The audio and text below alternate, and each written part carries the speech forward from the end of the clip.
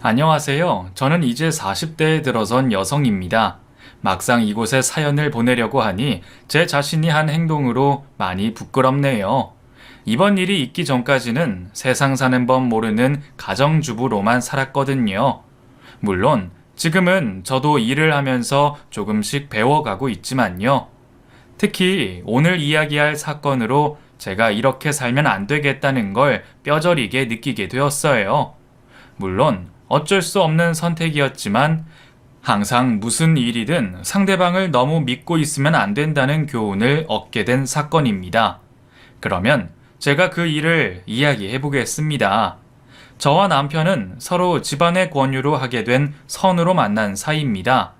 젊은 나이 부모님이 권하시는 선을 본다는 게 어색하기도 했지만 저희 부모님도 선으로 만나 잘 사시는 것을 보고 큰 거부감은 없었어요. 그래서 저도 좋은 사람이 나오길 기대하면서 그 자리를 나가게 되었죠. 제 바람과 같이 우선 남편의 외모부터 마음에 들었습니다. 아주 잘생긴 미남형 얼굴은 아니었지만 부드러운 인상을 가진 남편의 첫인상이 저에겐 더 마음에 들었어요. 첫 만남에서부터 저를 배려해주며 자상하게 대해주는 남편의 모습을 보곤 부모님 말씀을 따라 선을 보러 잘 나왔다고 생각하게 되었죠.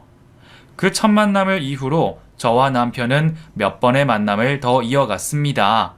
저와 남편 둘 다 제대로 된 연애 경험이 없던 탓에 우리는 소박한 데이트를 하면서도 서로 설레고 즐거웠습니다. 서로 첫눈에 호감을 가졌던 우리는 계속해서 만남을 이어가며 공통된 생각을 하게 되었어요. 오래된 연인이 아닌데도 서로 같이 있는 시간을 무척이나 편안해 했거든요. 연애 경험이 많이 없던 저였기에 남자 보는 눈이 있지는 않았지만 서로에게 편안함을 주는 사람이야말로 좋은 사람임을 알고 있었습니다.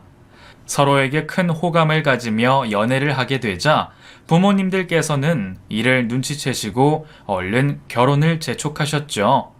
그리하여 남편과는 긴 연애를 해보지 못하고 서둘러 결혼을 하게 되었습니다. 그러다 보니 결혼 전보다 결혼 후 서로에 대해서 많이 알게 되는 것들이 많았어요. 결혼 전에는 저처럼 바보같이 착한 줄만 알았던 남편이 알고 보니 마냥 착하기만 한 사람이 아니라 맺고 끊음이 확실한 강단 있는 성격이라는 것을 알게 되었죠. 그에 비하면 저는 남들에게도 싫은 소리를 잘 하지도 못하고 우유부단한 사람이라 그런 저에게는 저의 모자란 부분을 채워주는 더할 나위 없는 제 반쪽인 남편이었습니다. 그런 남편이 유일하게 약해지는 사람이 바로 저였어요. 제 앞에서는 왜 그렇게 약하고 순해지는지 저는 결혼 생활을 하기 전까지는 남편에게 그런 올곧은 면이 있는 줄 몰랐었습니다. 그러다 남편이 남들에게 뿐만 아니라 자기 가족에게도 항상 옳은 말을 하는 사람이라는 걸 뒤늦게 알게 되었어요. 아마 제가 남편의 성격을 설명하면서 어떤 사람인지 아실 거예요. 왜 주변에 그런 사람들 한두 명씩은 있으니까요. 남편은 다른 사람들이 눈치를 보며 말을 못하는 상황에서도 옳은 소리를 하고 주변 사람들에게 잘 휘둘리지 않으면서 마음은 따뜻하고 선했고 누가 보더라도 법 없이 살 만큼 모범적인 사람이었죠. 그런데 그와 반대로 시어머니와 시누이는 그런 남편과 정말 한 가족이 맞는지 의심스러울 정도로 정반대되는 성격의 소유자들이었습니다. 시어머니와 시누이는 마음속 심지가 없이 늘 주변 사람들과 상황에 쉽게 흔들렸고 자신들은 없고 남들은 가진 것들에 대해서 항상 부러워만 하고 질투하며 두 모녀 다 성인이라고 하기엔 너무 철이 없는 모습의 사람들이었어요. 시아버님이 일찍이 돌아가신 탓에 그리 여유가 있지 않은 형편이었는데도 두 사람은 명품이라면 술술 밤이 새도록 이야기할 만큼 관심이 있었고 주변 사람이 자신들이 가지고 있는 물건을 사더라도 하나하나 굳이 흠을 잡으면서 시기와 질투를 하곤 했습니다. 그런 사람들이 자신이 가지지 못한 물건에는 또 얼마나 난리일까요? 매번 그런 모습 지켜보던 남편이 시어머니와 시누이에게 직설적으로 타박을 했지만 그때만 알아들은 척 조심할 뿐 마음속에 들어있는 허영과 질투, 시기는 쉽게 비우지 못했습니다.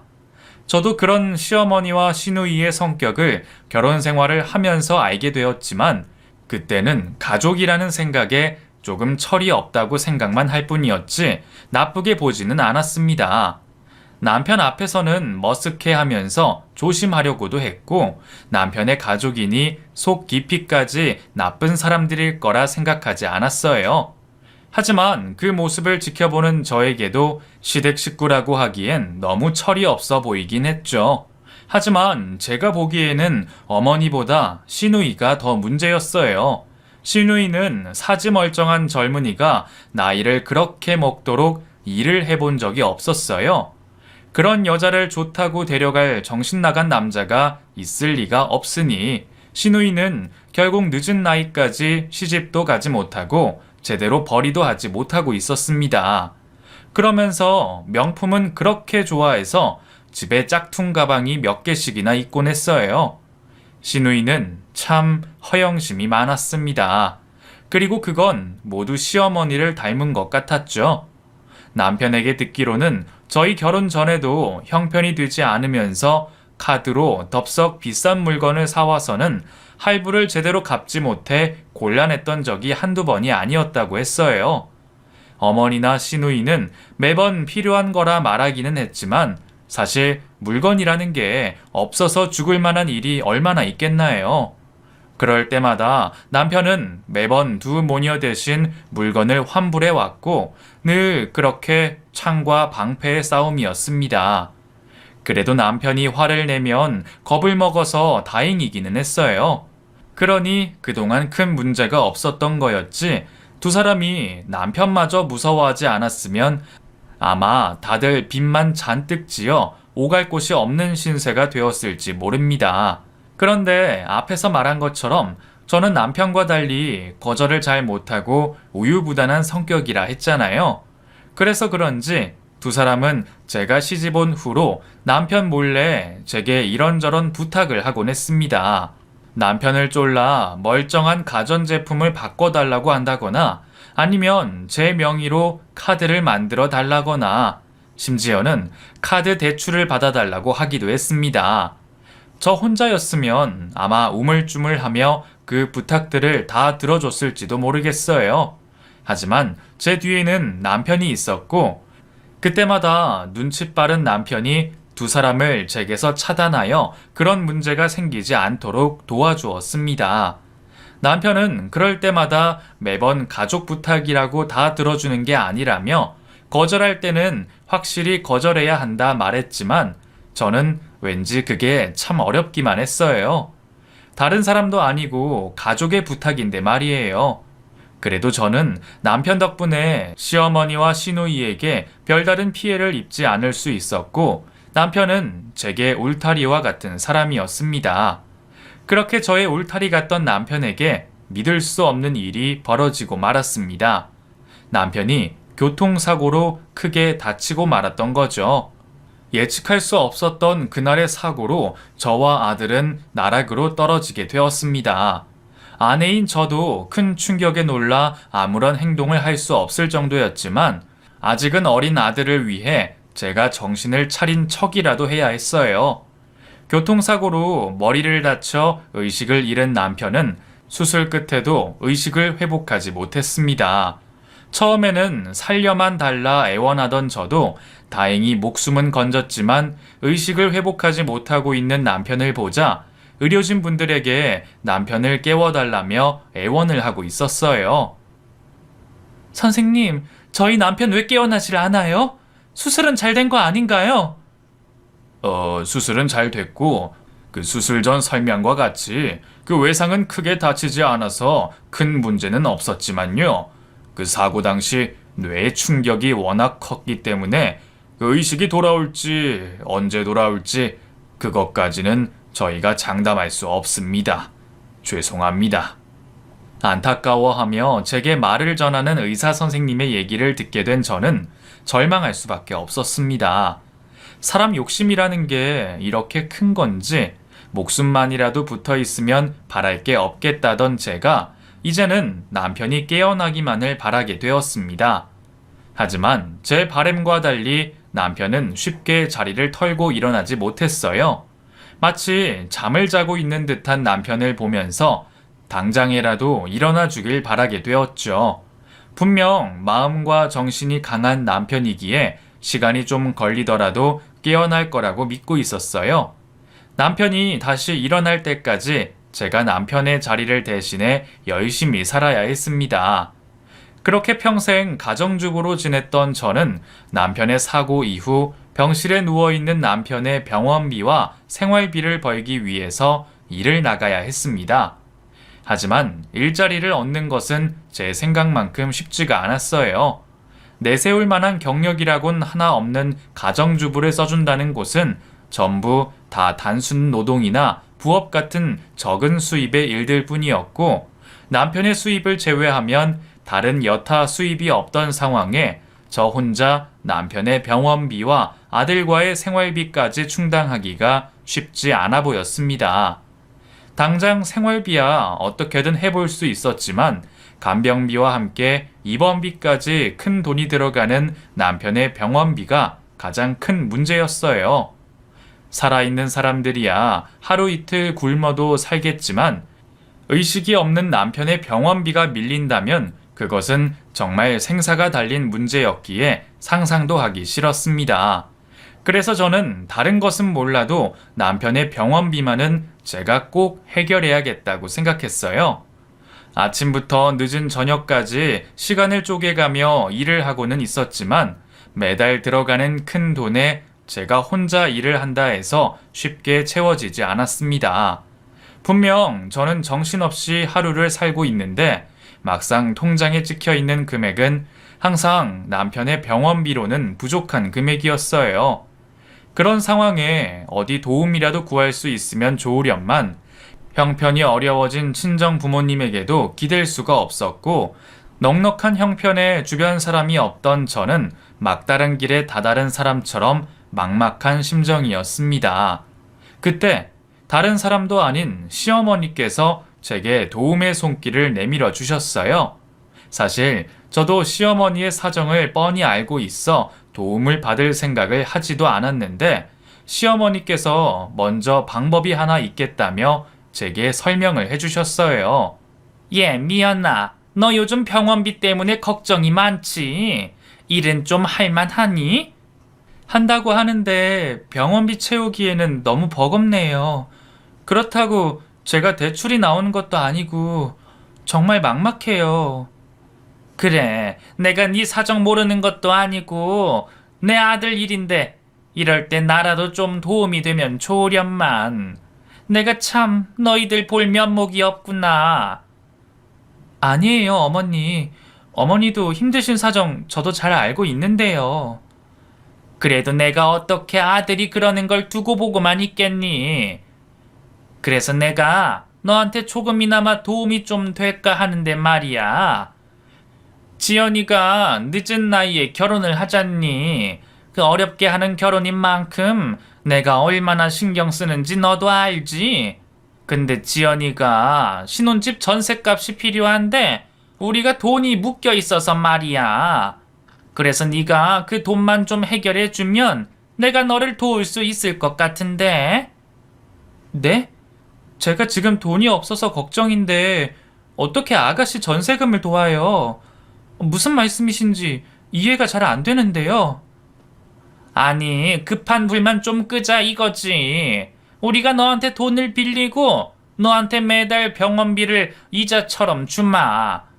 그리고 어차피 그 전세금은 다시 돌려받을 거니까 어디 가는 돈도 아니고 너는 매달 병원비 받고 나중에 원금까지 돌려받으면 서로 좋은 거 아니니? 집 팔면 그 정도 돈은 문제 없고 너희는 우리 집 들어와서 살면 되니까 뭐 좀 좁긴 해도 힘든 상황에 가족들끼리 뭉쳐 있으면 좋지 않겠니? 어머니의 제안은 저희 가족의 전 재산인 집을 팔아 시누이의 전세금을 해주고 그 대신 제게 이자를 대신하여 매달 남편의 병원비에 보탤 돈을 주겠다고 하셨습니다. 시어머니 말씀만 들어보면 제게는 손에 없는 좋은 제안이었어요.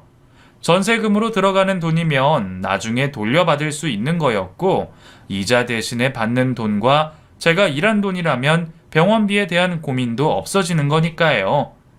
결국 당장 병원비가 급했던 저는 2번 고민하지 않고 시어머니의 그 제안을 받아들이게 되었습니다.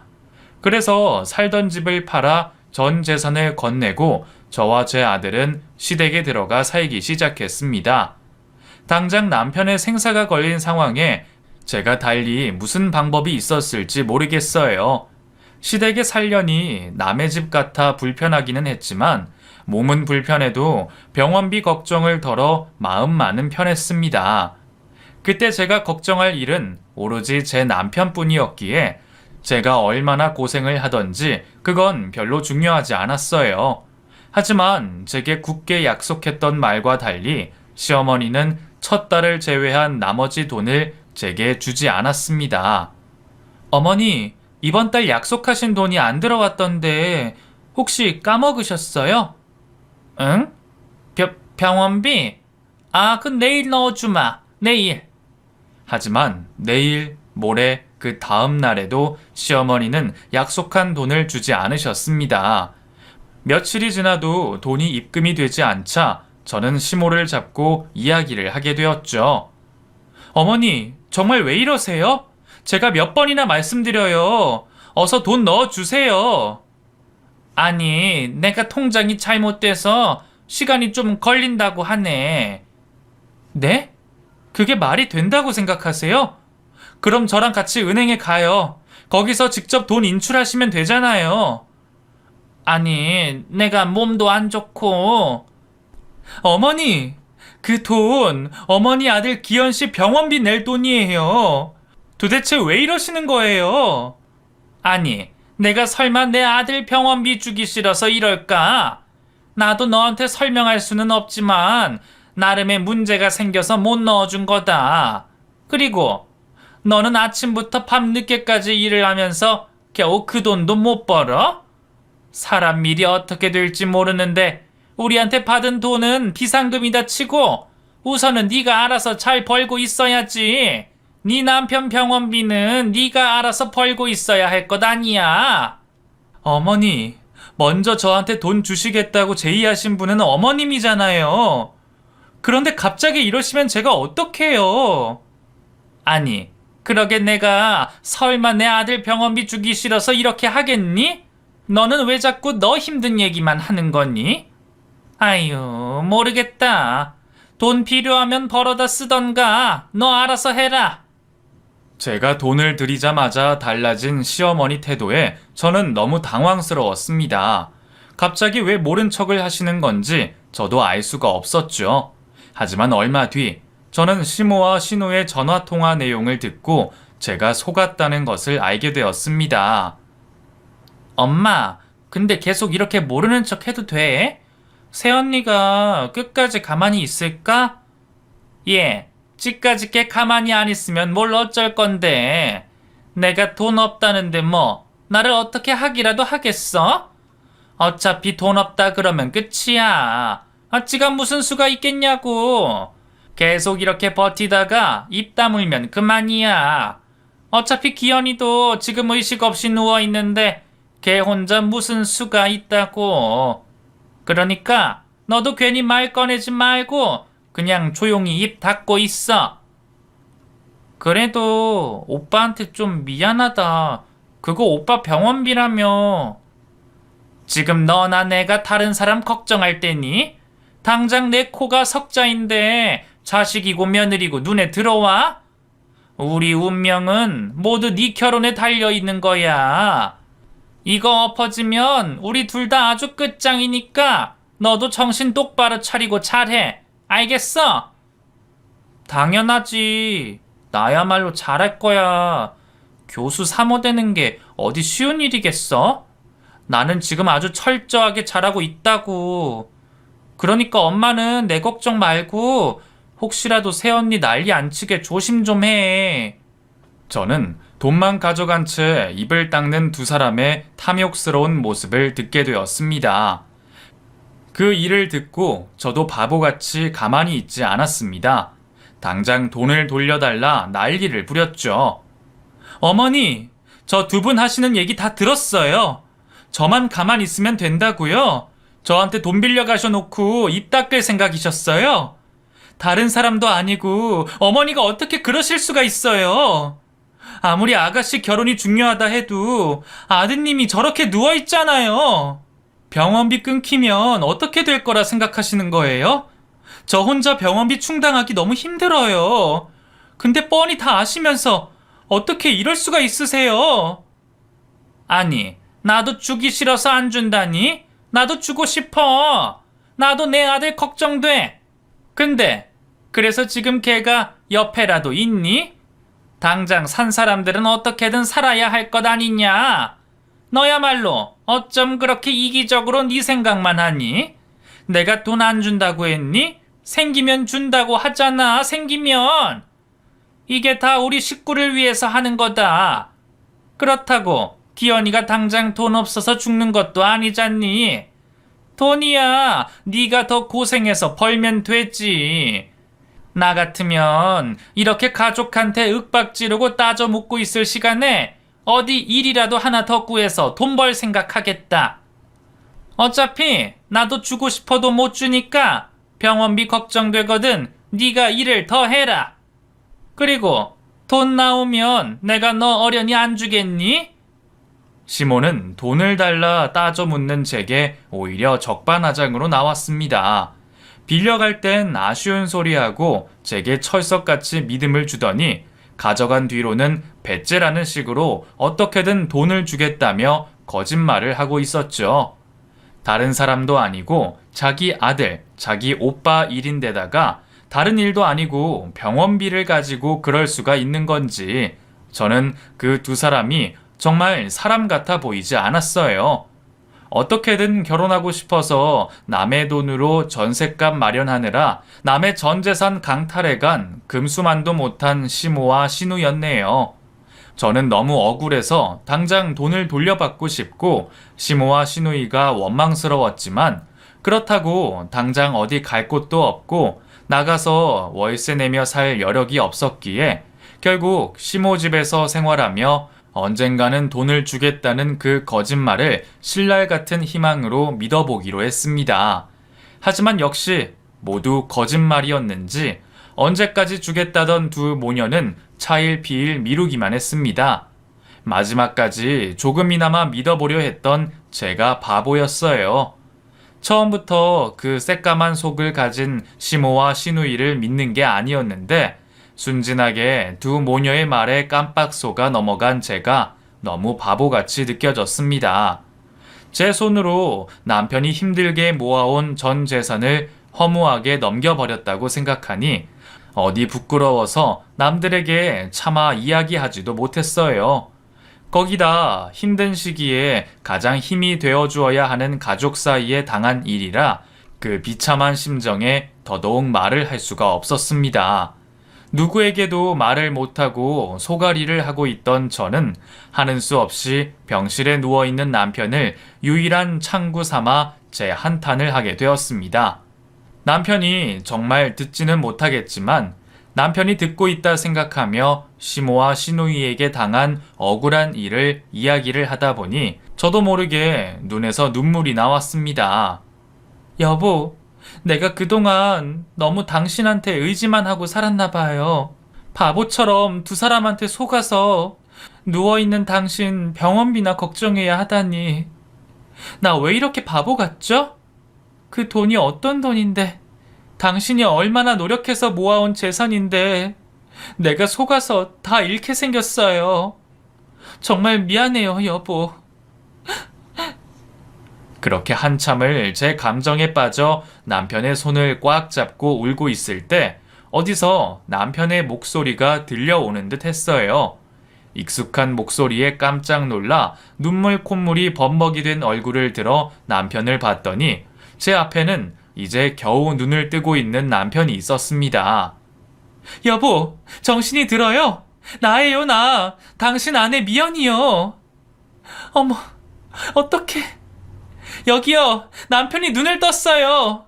우리 남편이 정신이 들었다고요. 눈뜬 남편을 보고 놀란 제가 벌인 소동에 간호사들이 급히 와서 남편의 상태를 체크하게 되었고 의사 선생님을 호출하여 검사를 받게 되었습니다. 정말 남편 의식이 돌아왔다는 결과에 저는 너무 기뻐서 심장이 터질 것만 같았죠. 다행히 검사 결과 다른 곳에도 이상이 없었고 천천히 안정만 취하면 된다고 했습니다. 저는 그제서야 안도의 한숨을 내쉬게 되었습니다. 그리곤 검사를 받고 온 남편을 보자 반가운 모습에 한 걸음에 달려가 안겼어요. 나 당신이 정말 영영 못 일어나는 줄 알고 얼마나 무서웠는지 알아요? 정말 당신 없으면 어떻게 살아야 하나 눈앞이 깜깜했다고요. 이제 다시는 사고 나면 안 돼요. 나 혼자 두고 어디 가지 말란 말이에요. 당신 정말 많이 놀랐었구나. 그래, 알았어. 이제 당신 남편 절대로 혼자 어디 안 갈게. 근데 당신 내가 깨어났을 때 하고 있던 말이 도대체 무슨 말이야? 재산을 잃고 어머니랑 지연이한테 속다니. 아니, 당신이 잘못 들은 거예요. 두 분 다 당신 걱정을 한다는 소리였는데. 여보, 내가 아무리 이제 깨어나서 정신이 없다지만 그 정도로 눈치가 없을까봐? 당신 목소리만 들어도 무슨 일이 있다는 걸 알겠는데 도대체 무슨 일이야? 그게... 알았어요. 말할게요. 근데 당신 의사 선생님 말처럼 이제 막 깨어났으니까 절대 흥분하지 말고 화가 나더라도 차분하게 듣겠다고 약속해줘요. 평소 눈치가 빠른 남편은 제 어색한 거짓말을 단번에 알아차리고 제가 울면서 넋두리한 것을 말해달라 했습니다. 이제 막 깨어난 남편이 충격이라도 받아서 혹시 또 잘못될까 숨기려고 하던 저도 결국 어쩔 수 없이 시모와 신우에게 제가 당한 일들을 모두 이야기하게 되었죠. 솔직히 저는 남편이 제가 바보짓을 했다고 화를 낼 줄 알았습니다. 그 돈이 어떤 돈인지 제가 가장 잘 알고 있었으니까요. 남편이 저에게 화를 내는 건 상관없었지만 그러다가 남편이 다시 몸이라도 안 좋아질까 싶어 눈치를 보며 겨우 이야기를 이어갔습니다. 저와 한 약속 때문인지 차분히 이야기만 듣던 남편은 제 이야기가 끝나자 말없이 저를 안아주었어요. 미안해요, 여보. 내가 부족해서 실수를 했어요. 당신 병원비가 당장 부담돼서 덜컥 어머님이랑 신우를 믿어버렸어. 당신 많이 화날 거 알아. 나는 왜 이렇게 바보 같은지. 그래도 이제 겨우 일어났으니까 화내더라도 회복하고 해요. 그때 나를 욕해요. 아니, 당신이 나를 평생 탓한다 해도 나 감내할게요. 내가 왜 당신을 탓해? 그깟 돈이 당신보다 중요할까봐? 당신이 말을 안 해도 그동안 나를 위해서 얼마나 고생했을지 내가 알고 있는데 거기다 나 다치고 병원비 마련하려고 당신이 얼마나 힘들었겠어. 나 그 마음 다 알아. 누구도 당신 탓할 사람 없으니까 이제는 혼자 넋두리하지 말고 나한테 안겨서 그간 힘들었던 일, 서러웠던 일 다 풀어. 그동안 내가 옆에 있어주지 못해서 정말 미안해. 남편의 위로의 말에 그동안 겨우 버티고 있던 제 마음속 응어리들이 한꺼번에 쏟아져 나왔습니다. 그렇게 저는 남편에게 안겨 펑펑 울게 되었어요. 한참 저를 다독이던 남편이 저를 붙잡고 말을 꺼냈습니다. 당신 집에 들어가면 어머니랑 지연이한테 내가 깨어났다고 절대로 말하지 마. 앞으로 일은 내가 알아서 할 테니까 당신은 모른 척하고 있어. 의사 선생님 말씀으론 재활만 열심히 하면 움직이는데도 큰 문제 없다고 하니까 얼마 걸리지 않을 거야. 그러니까 그때까지는 희준이한테도 알리지 말고 당신이 조금만 더 고생해줘. 그리고 이제 내가 있으니까 당신도 일 좀 줄이고, 그동안은 절대로 어머니한테 말하면 안 돼. 알겠지? 남편의 결에 찬 얼굴을 보니 저는 알 수 있었습니다. 남편이 이번 일을 결코 대충 지나가지 않겠다는 것을 말이죠. 저는 그대로 남편 말을 믿고 따르기로 했어요. 그렇게 저는 남편이 깨어나게 된 걸 시모와 신우에게 알리지 않고 남편 말대로 일도 줄이고 짧은 일을 마치고 병원으로 가 남편이 재활하는 것을 도왔습니다. 남편은 저 대신 제대로 된 복수를 할 생각인지 하루빨리 몸을 회복하려 애를 썼어요. 정해진 재활 시간 외에도 저의 도움을 받아 운동을 하면서 하루라도 빨리 정상적인 움직임을 찾기 위해 피나게 노력했습니다. 그리고 2주 정도 되었을 무렵 드디어 일반인들과 비슷하게 혼자서 걷고 생활할 수 있게 되었어요. 그렇게 남편이 병원에서 퇴원을 하던 날, 남편은 저에게 시모와 신우를 집 밖으로 나가지 못하게 붙잡고 있으라 했습니다. 그래서 저도 남편 말대로 그 두 사람을 꼭 붙잡고 있었죠. 언니, 저 석훈 씨랑 드레스 맞춰놓은 거 다시 입어보러 가야 한다니까요? 할 말이 있으면 지금 빨리 하세요. 그래, 너는 할 말이 있음 퍼뜩하고 끝낼 것이지 왜 바쁜 사람을 잡아두니? 우리가 네가 이래라 저래라 한다고 그래야 하냐? 그리고 너 일은 안 해? 지 남편은 눈도 못 뜨고 누워있는데 맨날 돈 없다는 애가 뭐 한다고 이렇게 시간을 잡아먹고 있니? 너 어디 따로 생긴 돈이라도 있는 거야? 그래? 그게 아니라 제가 지금부터 말할 이야기가 중요한 이야기라 저도 생각을 정리해야 돼서 그래요. 네가 말해봤자 무슨 말을 하겠다고. 우리 모녀한테 돈 타령 빼고 할 이야기가 뭐가 있냐? 왜? 저번처럼 또 돈 때문에 가족 간에 어떻게 해보려고 그러냐? 내가 저번에도 말했지. 기현이 병원비는 우리 지연이 결혼하고 석훈이가 사위가 되면 그때 주겠다고. 내가 안 주겠다는 것도 아닌데 너는 어쩜 그렇게 이기적이니? 그 잠깐을 기다리지도 못해. 네 시누이 결혼을 망칠 셈이야.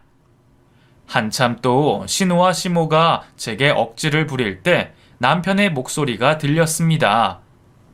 어머니, 미연이가 속아서 넘긴 제 돈 돌려달라고 하는 게 왜 지연이 결혼을 망친다는 겁니까?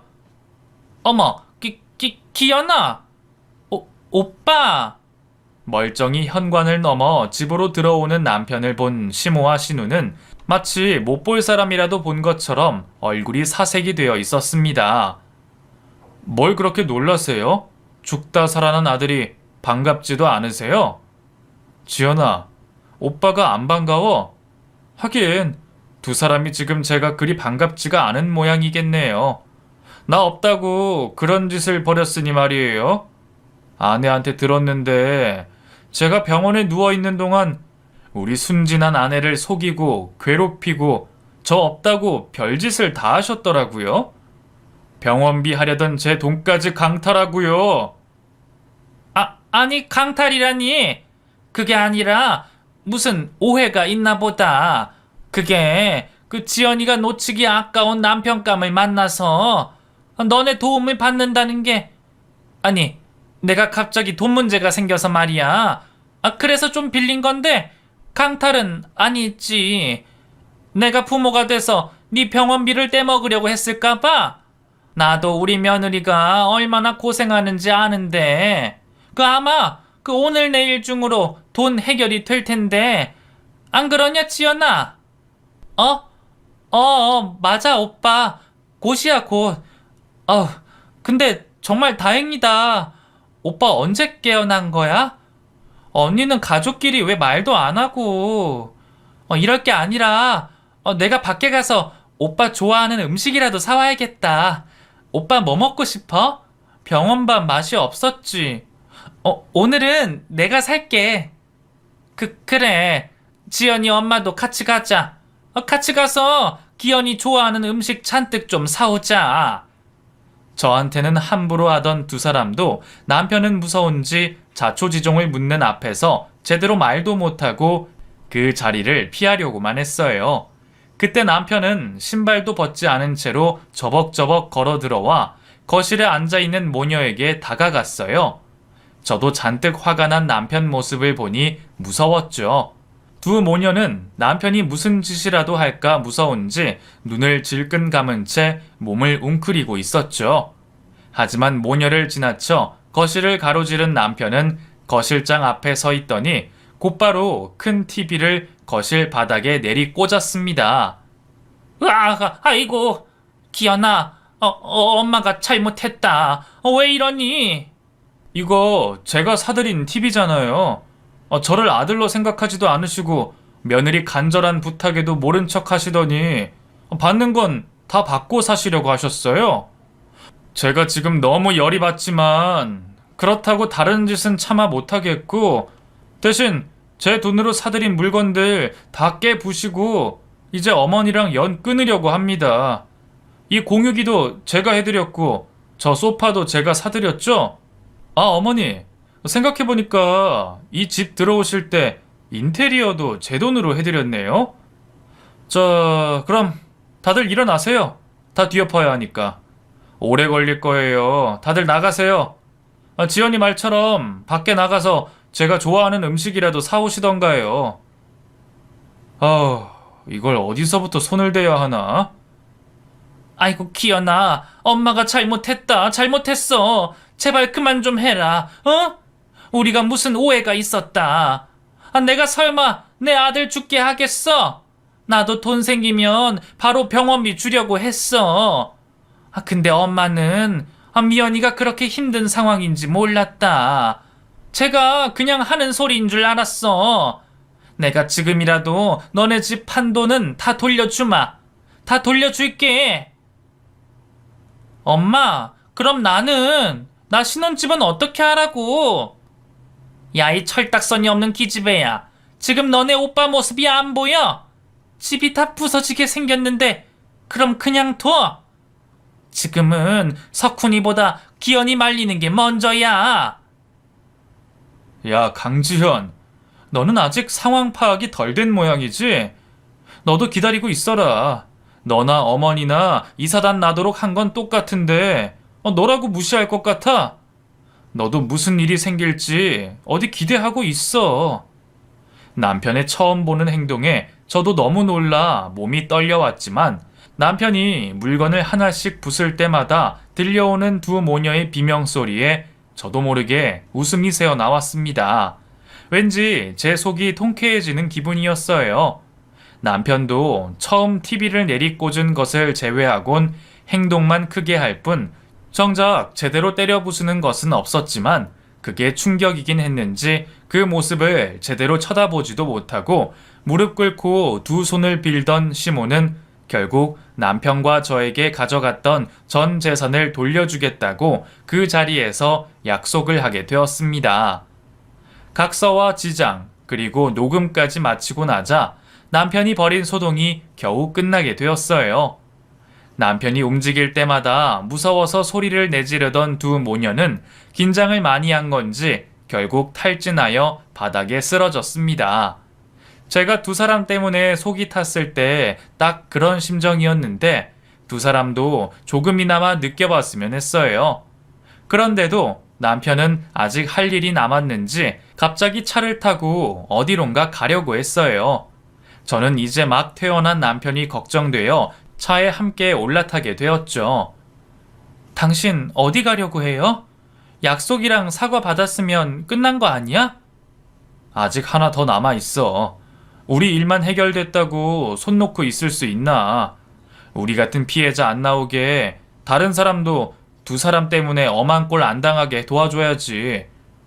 남편은 그렇게 알 수 없는 말을 하고는 약속 시간이 다 되어 간다며 저를 태우고 차를 몰았습니다. 그렇게 어느 아파트에 도착한 남편은 익숙한 듯한 집으로 향했어요. 안녕하세요. 처음 뵙겠습니다. 저 지연이 오빠 되는 사람입니다. 두서도 없이 급히 만남을 요청했는데 이해해 주셔서 감사합니다. 여기는 제 아내 되는 사람입니다. 아니요, 괜찮습니다. 그 사고로 그간 의식이 없으시다는 얘기는 들었는데 이렇게 좋은 모습으로 뵙게 되어 반갑습니다. 혹시 식사는 하셨는지요? 식사는 괜찮습니다. 그보다 제가 드릴 말씀이 급해서 이렇게 예의도 차리지 못하고 빈손으로 왔습니다. 다름이 아니라 여기 계신 아드님과 제 동생의 결혼에 관해 꼭 말씀드려야 할 문제가 있어서요. 남편이 도착한 곳은 시누이의 예비시댁이었습니다. 그 상황에 여기까지 왜 왔나 했더니 남편이 구하겠다는 사람이 다름 아닌 시누이의 남편 될 사람이었네요. 두 사람 결혼이 얼마 남지 않았다고 들었고 한시가 급한 일이다 싶어서 이렇게 퇴원을 하고 바로 오게 되었습니다. 그 상황이 급하니까 거두절미하고 말씀드리면 그동안 제 동생을 어떻게 알고 계시는지 모르겠지만 아마 알고 계신 것과는 전혀 다른 사람일 겁니다. 제가 사고 나기 전까지 제 동생은 변변한 직업 없이 매일 인터넷 방송만 보고 게임이나 하던 그런 사람입니다. 그나마 열심히 해보겠다고 시작한 유일한 직업도 유튜버였는데 그것도 얼마 되지 않아서 그만뒀고요. 게다가 중학교 때부터 학교 폭력으로 징계받고 담배 피고 가출하고 다녀서 제가 그 애 잡으러 다니느라 얼마나 고생을 했다고요. 제가 이렇게 제 동생의 흠을 먼저 나서 이야기하는 건 제 동생이 아드님을 속여서 마치 위장 취업을 하듯 취업을 가려고 해서 말씀드리는 겁니다. 그리고 몸이 안 좋아서 일을 쉬고 있는 것도 아니고 동생이 마련한 걸로 알고 계실 전세금도 직접 모은 돈이 아니라 저희한테 사기를 쳐서 저희 전 재산을 훔쳐 마련한 돈입니다. 아드님을 조건 없이 사랑한다고 보이겠지만 이미 제 동생은 교수 아내로 될 생각에 빠져 있습니다. 아드님이 말씀은 안 하셨지만 이미 동생은 예비시댁의 재산 규모도 대충은 파악을 했고요. 그런 제 동생의 가족으로서 다른 사람의 신세를 망치면 안 될 것 같아서 뒤늦게라도 알고 이렇게 직접 찾아오게 되었습니다. 혹시 제 말이 못 믿었다면 저와 제 아내에게 교차로 질문하셔도 됩니다. 남편이 신우에게 갚아주겠다던 몫이 이거였나 봅니다. 저는 이런 생각까지는 못했는데 역시 남편은 자기 가족이라도 봐주는 법이 없는 사람이었네요. 남편의 얘기를 들은 그 집 식구들은 다들 굳은 표정이었습니다. 하긴 누가 그런 말을 듣고 표정이 좋을 수가 있겠나요? 남편의 말에 시댁의 시댁 어른과 남편이 될 뻔했던 분들 모두 표정이 무척이나 어두워졌죠.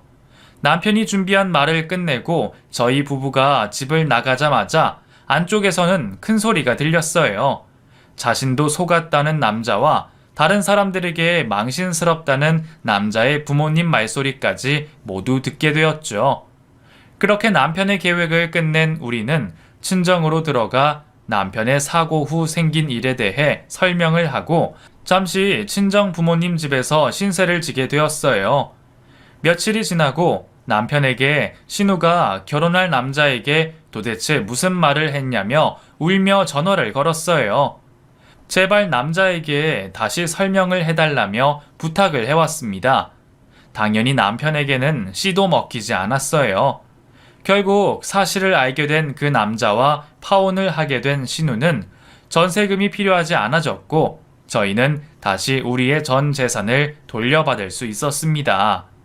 또 재미있는 이야기는 그렇게 파혼한 신우가 그 탓을 남편이 아닌 시모에게 돌렸다는 거예요. 시모와 신우는 결국 서로 탓을 하며 싸우게 되었고 돌이킬 수 없을 정도로 사이가 멀어지게 되었습니다. 돈을 돌려받고 난 이후 남편은 시댁 식구들과 가족의 연을 완전 끊게 되었어요. 그리고 앞으로는 일부러 두 모녀의 소식을 듣지 않으려 우리 가족 일에만 집중을 하고 있습니다. 이번 일을 겪으며 제가 그동안 남편에게 너무 의지하며 살았다고 생각을 한 저는 남편이 건강을 찾고 난 뒤 다시 일을 하면서 열심히 사회 경험을 쌓고 있습니다. 덕분에 이제는 남편이 잠시 자리를 비워도 뭐든 알아서 척척할 만큼 의존도를 많이 떨쳐냈습니다. 그리고 남편의 사고와 그로 인해 벌어진 일들로 가족의 소중함을 다시 한번 깨달은 우리 가족은 무엇이든 가족을 가장 첫 번째로 생각하며 서로를 위해 살아가게 되었어요. 물론 돈이 있어야 가족을 지킬 수도 있다는 것을 알게 되었지만 그보다 가족이 우선시 되어야 함을 느낄 수 있었던 경험이었습니다. 그럼 제 얘기를 들으신 여러분들도 가족을 가장 첫 번째로 생각하시고 행복하게 지내세요. 감사합니다.